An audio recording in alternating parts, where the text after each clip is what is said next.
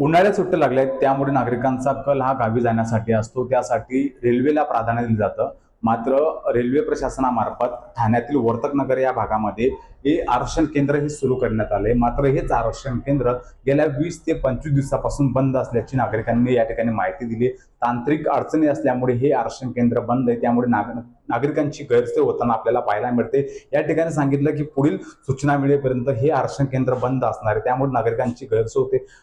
ठाण्यातील वर्तकनगर परिसरामध्ये बहुसंख्य लोक हे राहतात, त्यामुळे या लोकांना सुविधा देण्यासाठी आरक्षण केंद्र या ठिकाणी निर्माण केलं गेलं होतं. मात्र 20 ते 25 दिवसापासून हे आरक्षण केंद्र बंद असल्यामुळे नागरिकांची गैरसोय होते. त्यामुळे या ठिकाणी आरक्षण केंद्र लवकरात लवकर सुरू करावे अशी मागणी या भागातील नागरिक करतायत. त्याचप्रमाणे हे दुसरीकडे बघितलं तर जे प्रायव्हेट ज्या प्रवासी सुविधा देतात ते नागरिक ज्या कंपन्या आहेत ते जास्ती अव्वाच्या सव्वा किमतीने पैसे वसूल करतात, त्यामुळे दुसरा भुर्दंड लोकांना बसतोय. त्यामुळे हे रेल्वे वाहतूकने लवकरात लवकर हे आरक्षण केंद्र सुरू करून लोकांना सुविधा उपलब्ध करून देण्याची मागणी या ठिकाणी करते, जेणेकरून लोकांना लवकरात लवकर तिकीट मिळेल अशी नागरिकांची मागणी आहे.